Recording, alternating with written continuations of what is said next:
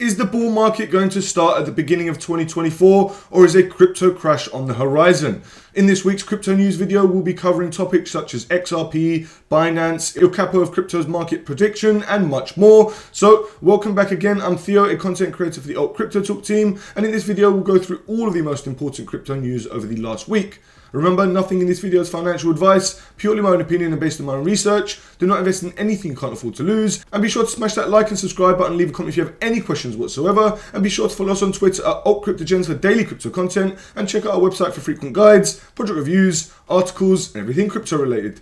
Alright, let's jump straight into the video. Okay guys, so before we start, I just want to apologize for my voice. It is a bit croaky. I've had a rough weekend. It's been a lot of drinking, so why don't we carry on with the video and start off with the XRP lawsuit. Let's get some insights from the senior counsel on Ripple versus the SEC settlement.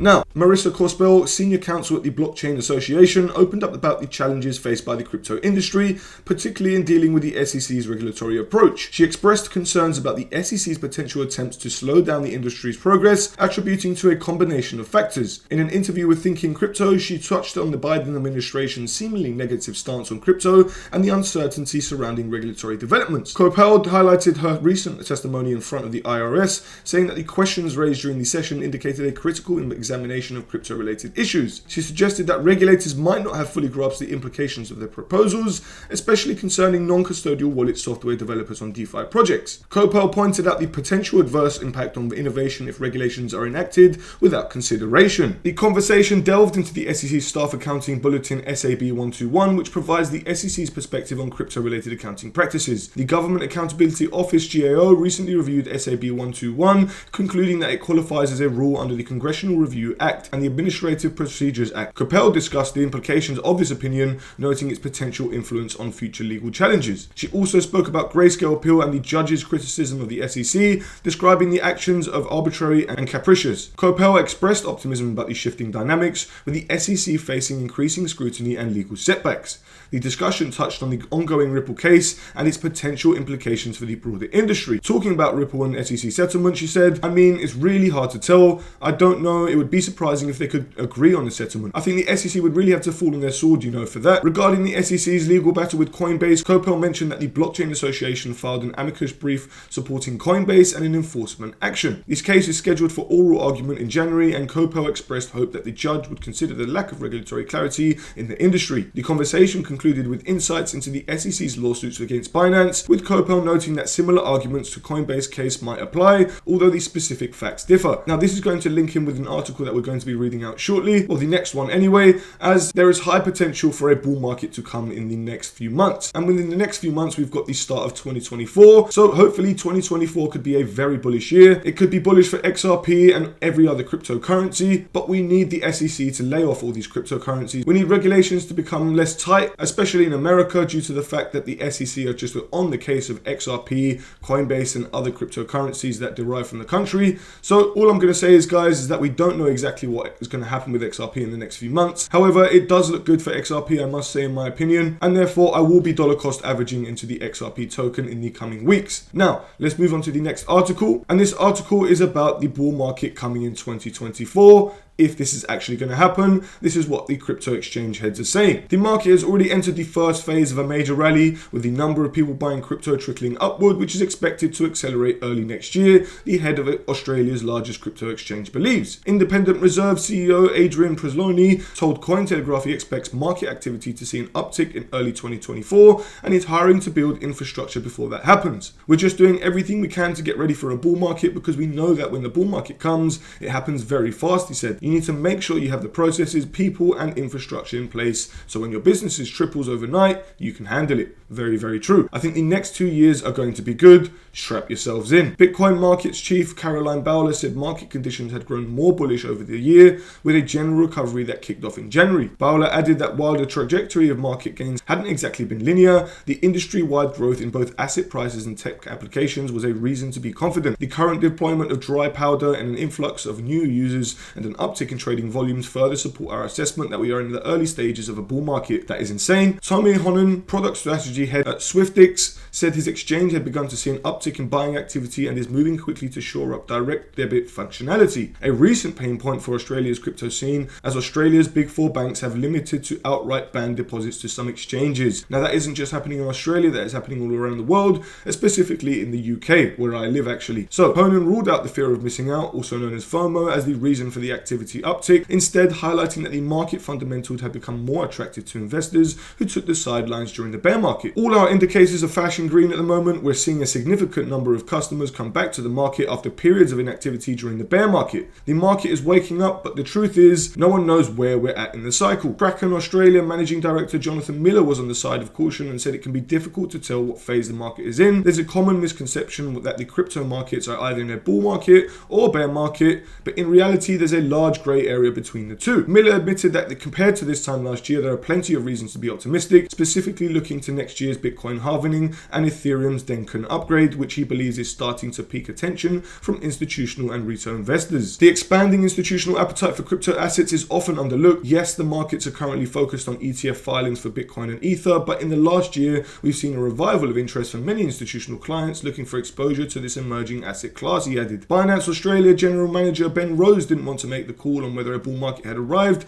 but noted that the new registrations and trading activity on the Australian arm of Binance had increased in recent months. Rose said Binance Australia was focused on educating users ahead of a potential rally and ensuring users avoid FOMO buying. We asked a lot of exciting customers about the reasons they got into crypto, and a quarter of them said that seeing others succeed with crypto was the main reason. That's the single biggest driver, so FOMO in crypto is a real thing, he explained. Rose said the key to retaining users throughout the next potential market surge was ensuring that people didn't get trampled during a market frenzy. Price is one thing that will unlock interest, but you want people to be able to onboard in a sustainable and responsible way, so it's not just a one-off, he said. Sure, price might be the reason they first look at crypto, but ultimately they're in there because they understand the benefits of it and it becomes part of how they manage finances. So it's very, very true what they are saying, guys. We don't know whether or not a bull market is coming, but you have to be very careful. There are always so many traps, guys. We've seen so many bull traps in the last bear market, and this could be another one, so just keep your eyes open. Slowly dollar cost average, guys, and that is the best way in my opinion. But let's move on to the next article, which is going to be covering Binance. So Binance dies and crypto is birthed. Is this the start of a new era? Well, the king is dead. Long live the king. On Tuesday, November 21st, Binance was the world's largest cryptocurrency exchange, and the CEO, Changpeng Zhao, both pled guilty to having engaged in criminal activity. With the US government finally prosecuting the largest crypto criminals, perhaps now cryptocurrencies can emerge from the shadows and grow towards their potential. Digital assets and blockchain technology have been touted as revolutionary, and perhaps that is true. The newest generation of participants in the digital asset space are different. These are firms seeking to develop technology and to bring the value that works with the established financial services industry. Perhaps the developments will be more evolutionary than revolutionary. By working within the rules, these firms will bring about the changes that may be adopted by more people and the greater economy, and perhaps equally more important, accepted by the US regulatory authorities. Crypto and digital assets are not new, but perhaps the milestone events of the collapse of FTX and what may be the end of Binance are the beginning of a new era. With the removal of these things skirt to or disregard the law, legitimate businesses now have the opportunity to thrive. We may be seeing what in hindsight will be revealed as the real beginning of the digital asset class. The monitorship. As part of the plea arrangement with the government, Binance agreed to pay $4.3 billion, the largest penalty in US Treasury and FinCEN history. Plus, Changpeng Zhao stepped down as CEO and will be subsequently sentenced to fines and a prison sentence that may be as long as 10 years. Wow, CZ, that is insane. Binance was permitted to continue operations but under numerous conditions, some of which are specified in the consent agreement with the Financial Crimes Enforcement Network, FinCEN. Those conditions are what likely to fatally cripple the company. The settlement agreement with Binance includes a complete exit from the US and a 5-year monitorship where the US Treasury Department will retain access to books, records, and systems of Binance. The monitor will provide reports that will be made available to FinCEN, Office of Foreign Assets Control, OFAC, the Commodity Futures Trading Commission, CFTC, and the Department of Justice. Interestingly, the SEC was not a part of the settlement, and Binance still must address the SEC concerns. The monitor agreement also specifies additional scrutiny of the top 35 customers by revenue both immediately and annually throughout the term of the monitorship. Plus, Binance must review all transactions from 2018 to the end of 2022 and file all suspicious activity reports that should have been filed during that period. The case for the end of Binance. Binance engaged in criminal conduct. In addition to numerous law-abiding customers, Binance actively solicited those engaging in deemed questionable or criminal conduct. In his remarks announcing the Binance settlement, Attorney General Merrick B. Garland quoted a February 2019 Binance internal chat when one compliance employee wrote that they needed a banner that said, "Is washing drug money too hard these days? Come to Binance, we got cake for you." Who will be the Binance customers of the future? Criminal customers do not want their activities shared with the US government. People engaged in tax evasion or avoidance definitely wouldn't prefer not to have the IRS privy to their trading activity. Entities not resident in the US also do not generally wish to have their activities and information shared with the government, often for entirely legitimate reasons. Under the terms of the settlements agreement, customers of Binance will likely have more of the information shared with multiple US government agencies than those customers would experience at any other exchange provider,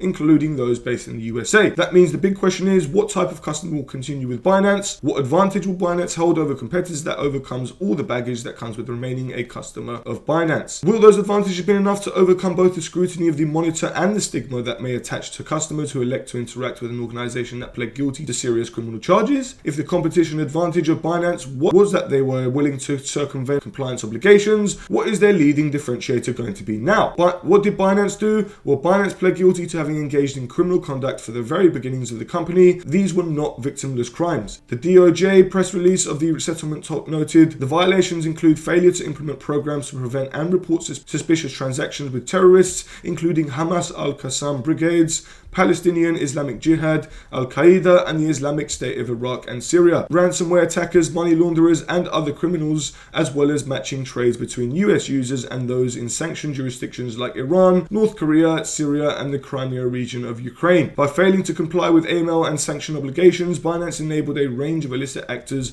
to transact freely on the platform. The dodge continued. Binance willfully failed to report with well over 100,000 suspicious transactions that it processed as a result of its deficient controls, including transactions involving terrorist organizations, ransomware, child sexual exploitation material, frauds, and scams. That is absolutely terrible, guys. Outside of the settlement announced this week by the Doge, the SEC still has 13 outstanding charges against Binance and CZ. The charges include operating unregistered exchanges, broker-dealers, and clearing agencies, misrepresenting trading controls and oversight on the Binance US platform, and the unregistered offer and sale of securities. What does the future hold for Binance? Well, the digital asset class may have the potential to bring substantial benefits to the world's financial system as claimed by the proponents, or it may not. The development of the asset class was held back by bad actors such as Binance, and we have not given crypto a real chance to provide value. Binance was cheating and they rigged the game. They were not playing by the same rules as legitimate businesses. Consider the impossibility of winning a game with a family favorite Monopoly when playing against someone who takes all the money from the bank at will. The honest players are quickly forced out of the game, or they quit in frustration. Binance may not have stolen money from customers, but through the lack of a level playing field, they certainly grew at the expense of legitimate competitors. The harm to competitors and the digital asset class itself is unmeasurable. The price of Bitcoin rallied to over 38k on Friday morning from under 36k immediately after the Binance news,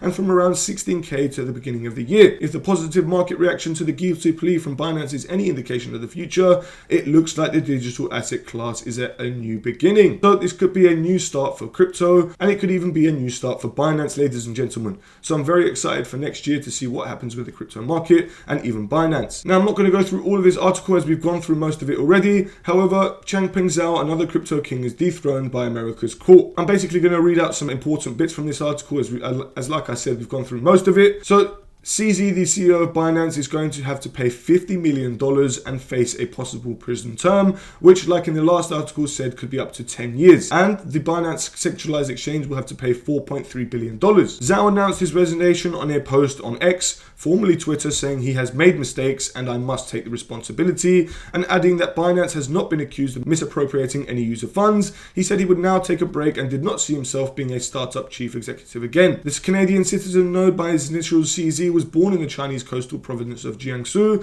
north of Shanghai, and followed his academic father to Canada when he was 12. He graduated in computer science from Montreal's McGill University and then worked in programming systems for the Tokyo Stock Exchange and Bloomberg. Binance rode the crypto boom in the ensuing years. At one point, Zhao's wealth was estimated at just under $100 billion, according to Bloomberg, although that has since fallen by 3/4 to a still sizable $23 billion, making him one of the richest people in the world. The exchange continues to operate under under new exchange executive Richard Teng, its former head of regional markets, and Zhao remains wealthy enough to, as he wrote on Tuesday, do some passive investing and be a minority token shareholder in startups. The SEC process is still active, but the CFTC compliant. The complaint was part of Tuesday's settlement. The Doge said Binance had admitted engaging in anti-money laundering, unlicensed money transmitting, and sanctions violations. Speaking on Tuesday, the US Attorney General Merrick Garland said Zhao had willingly violated federal law that guards against money laundering and terrorist financing, adding from the very beginning Zhao and other Binance executives had engaged in a deliberate and calculated effort to profit from the US market without implementing the controls that are required by US law. Despite crypto's expanding rogues gallery, the market remains resilient. Bitcoin has risen more than 125% over the past year. Zhao must now be a more distant observer of a market he presided over for so long. Asked for an article on the Guardian website last year what words or phrases he overuses, Zhao said he was always asking, who is responsible for this?